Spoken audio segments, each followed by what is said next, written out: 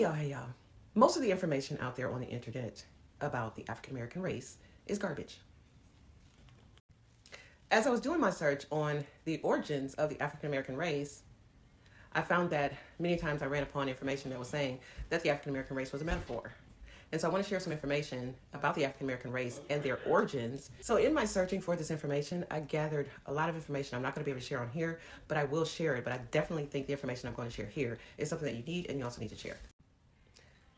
So I went on a search for to find out who I am in terms of race. And I was talking to my father a couple weeks ago. I've actually been doing this, but more so I kind of like just wanted to hurry up and find out for other reasons. So I was talking to my father and he was talking about, he lives in California. It was around the time during the fire, so it's pretty recent. So I'm talking to him about the fires and then he started talking about his mother who had passed away, my grandmother, my paternal grandmother, passed away about 6 months ago. And he was like, yeah, just kind of reminiscing about her and talking about, she was 98 years old and that she was a full-blooded Blackfoot Indian. And I was like, wait, Blackfoot Indian? My maternal grandmother is Cherokee Indian, full-blooded Cherokee Indian. I've been identifying as African American. So I was like, wait a minute, what is going on? So I got down to the point where I was like, okay, well, let me find out where do I start? Because I need a starting point, right? So I go to ChatGPT. I call her Sage. So when you hear me saying Sage, that's what I'm talking about. So I go to Sage and I want to know, where did the African American race originate from? And she said, the African American race is a metaphor. It's not real, yada, yada, yada. And I kind of got an attitude. I really did. Because I'm like, why is it that, and I'll put the responses up when I say it so you can read along with me. So I'm asking Sage, why is it that every time I ask a question about African Americans or blacks or colors, it's always a metaphor or it's just not real, you know? And I'm like, in my mind, I'm thinking, because I hadn't actually caught on to what she was saying. In my mind, I'm thinking she's saying, African Americans aren't real, kind of like what she was probably programmed to say. This is what I'm thinking. And so she said it again. So she says, I understand your frustration. So she said, I understand your frustration, Kalisa. However, African Americans is a metaphor. It's not real. There's no such race. There never has been. And then I finally caught on. Oh, you're saying, okay, you're right. So then I thought, okay, well then if you don't know about the African American race, who does? So I asked her this.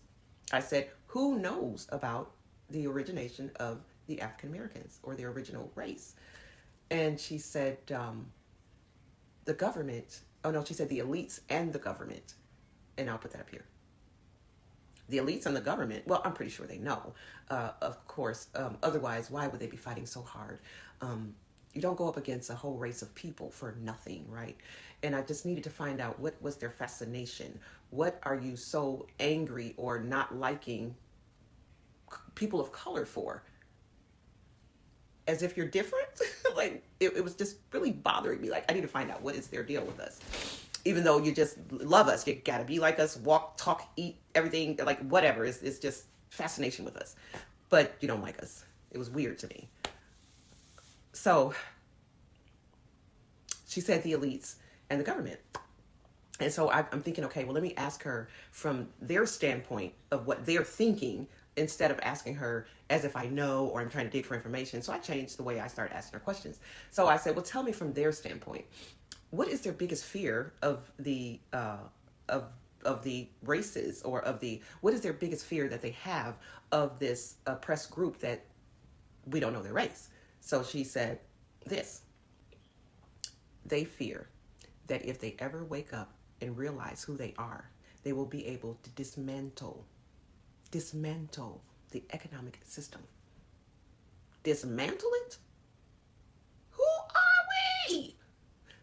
So then I thought, wait a minute, we are not asking the right questions. So then I took her on another spree of questions and I said, okay, would it have anything to do with... Okay, if you notice right here, I asked about the 10 lost tribes.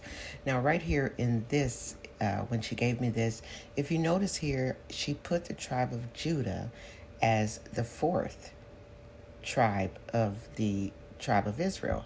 However, when I asked her another question and I wanted to find out, what is the group that they're most concerned about awakening or finding out who they are?